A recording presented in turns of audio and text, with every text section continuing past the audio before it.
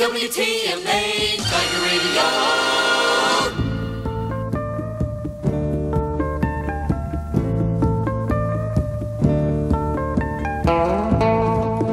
Taking you back through the years this morning on our 76th anniversary here at WTMA. Great post on Facebook this morning. Sully White from the Moultrie News. I didn't know this. Her grandfather, Franz White, worked at WTMA back in 1940. She posted a fantastic picture of him as a news guy, just reading from a script and got the WTMA microphone with the banner on it. We call them flags when we have our call letters on the microphones. There's a great WTMA flag there. Now, when I got here, coming up on my 4th anniversary here in Charleston, one of the first names that I heard about the guys on the radio was the gentleman that we're going to talk to right now, and a guy that, I don't know, I admire him. I guess I do. I mean, the last time I saw him, he was around the dumpster here at WTMA. Richard Todd, how are you, buddy? How are you doing there, Charlie? How's it going? I know how ironic that I was dumping something in the dumpster behind TMA, and I see some guy smoking a cigarette. I'm like, I'm wondering if that's Charlie James, and that's where we meet. There you go. That's fantastic. Richard, buddy, it is so good to talk to you. You know, we were just talking with Booby Nash a few minutes ago. Yeah. He is such a beloved figure here in the Low Country and from here on WTMA. You yourself are, I know, I know a week doesn't go by that somebody doesn't mention your name and go, "What? How's Richard doing? What's going on with Richard Todd?" So I'll ask the question for everybody here in Charleston: what's going on with Richard Todd right now? Oh, celebrating the anniversary of WTMA. Nice. You know, I will say that, you know, we live in the most polite city in America, and everybody is so nice. And yes, I see people all the time who are constantly wanting to know how we're doing and that kind of stuff. And it's very flattering. People are very nice, and it does reaffirm your faith in your fellow man. But it, you know, it's just one of those things. Living in this town, that you become part of the community, you know, the fabric of the community, if you will. And so people are very nice when they come up to me and talk to me, even after all these years. So. Well, you were on WTMA for what, about 6 years? It was, believe it or not, it was over 8 years. Was it really? Yeah, I know. I can't believe it lasted that long. Well, everybody else can, because they were definitely crestfallen when you left WTMA. How'd you get started in radio? Well, you know, it's just one of those things where, ever since I was a kid, I remember spinning 45s on the turntable and practicing or playing DJ in my bedroom when I was a little boy, listening to AM radio back in Greenville back in the 70s, and you know, and then so when I went off to college, that's what I wanted to do. So I worked for WUSC at the University of South Carolina, otherwise known affectionately as WUSC. Right. And WUSC was where we kind of got your feet wet, and so while I was in college at USC, I just kept doing a little bit of radio here and there, and lo and behold, it turns into something beyond my wildest dreams. Yeah. Now, when we spoke last, you were telling me, you said, Charlie, it's such an amazing station. The people are amazing, and you really become a part of their lives. What was that like for you to be a part of so many lives here in Charleston?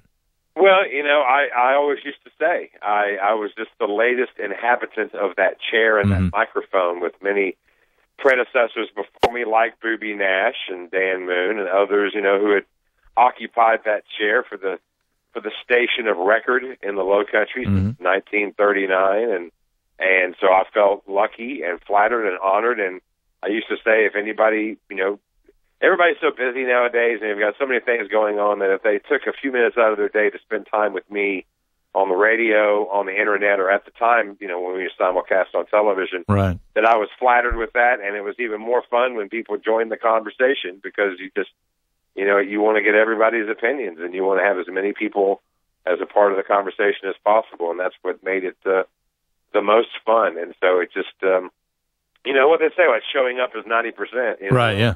But especially when you're doing the morning show and you're there every day, and you do become an accoutrement in people's lives, and it's really the most fun I ever had in radio in my entire life was by far the time that I spent at WTMA from 04 to 2012. It was by far the most fun that I've ever had professionally. So. And speaking of just professionally, it's a secret that I don't like to let get out too much as to how much fun this job is.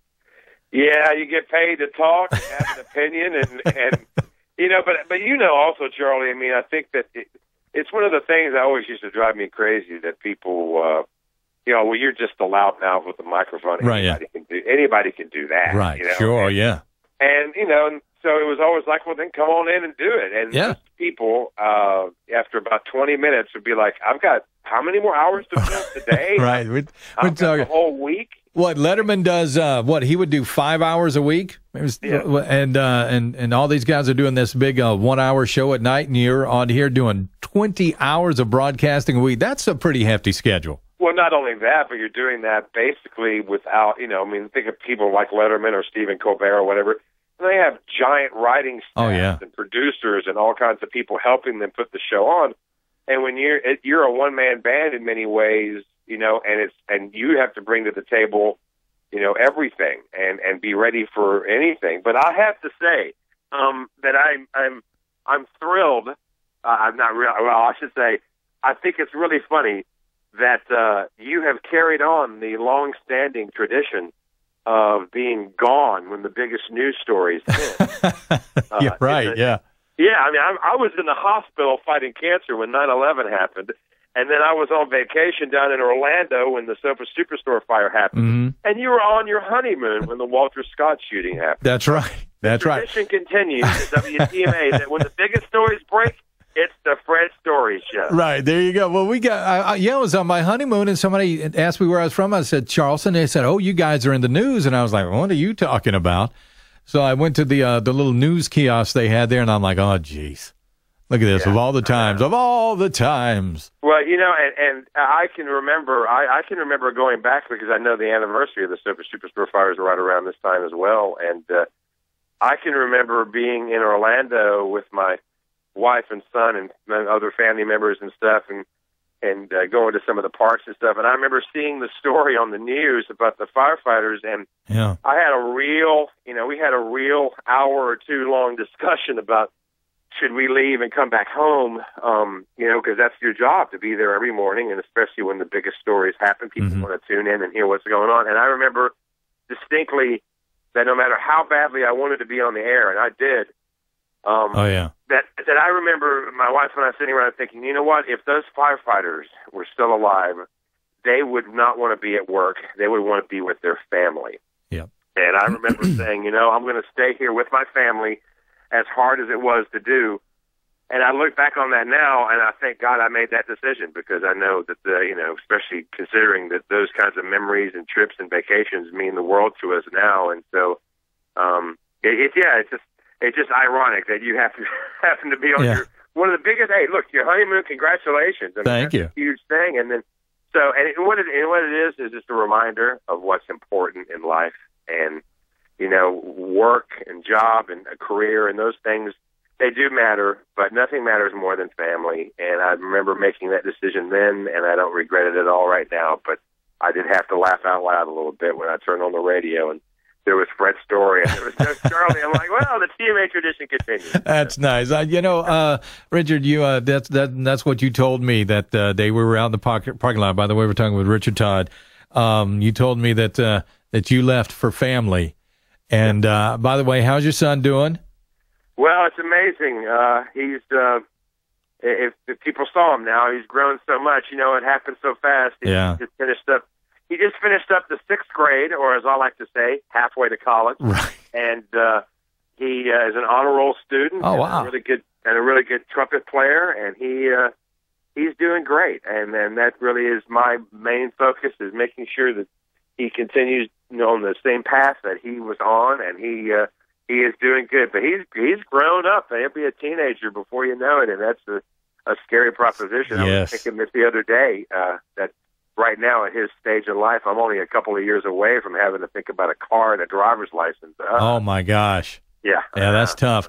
Richard, before we let you go, I want to read you something from that was written by Chris Hare at the City Paper, March 29th, 2012. He posted it online at 8:34 a.m. It says, when Richard Todd told me he was leaving 1250 WTMA on March 8th, he asked me to keep it a secret. I agreed, telling him that I'd only tell my wife. I failed. The news was too huge. It was too devastating.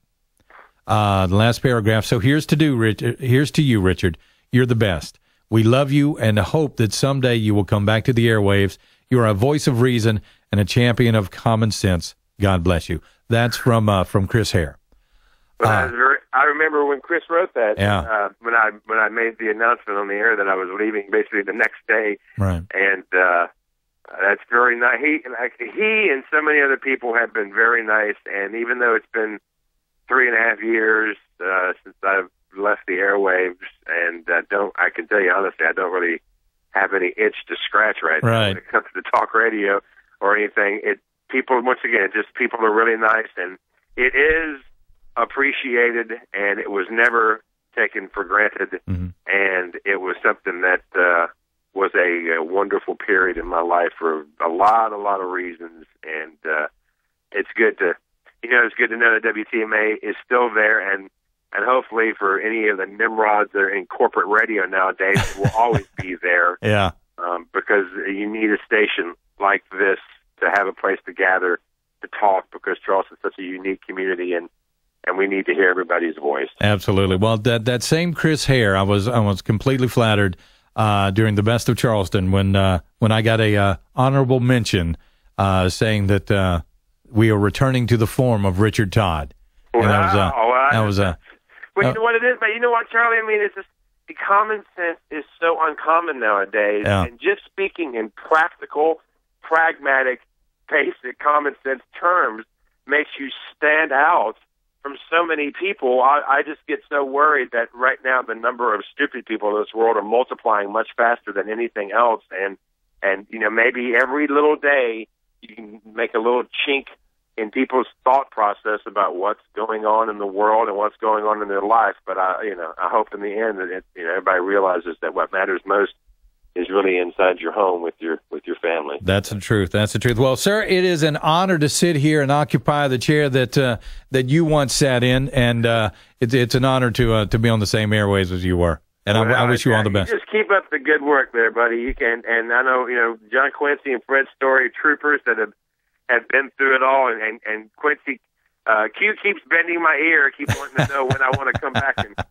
sit in something. And you know what I always say, never say never, but you just take care of yourself and enjoy your newlywed wife, and yes, and you just have fun with that show and with the people of Charleston who want to engage in the conversation, because it really is as much fun as you can have on the radio. Hey, Richard, Charlie's not going to be here on Monday. Would you like to come in and spend a couple hours? Thanks for the... I got a call. Oh, here he goes. Thanks for the warning. I appreciate it. All right. Richard Todd, thank you so much, buddy. Hey, Charlie, happy birthday to WTMA. Buddy. Yes, sir. We'll talk to you soon. Bye-bye. Hey, Richard, thanks for coming on this morning. We do appreciate it. You bet.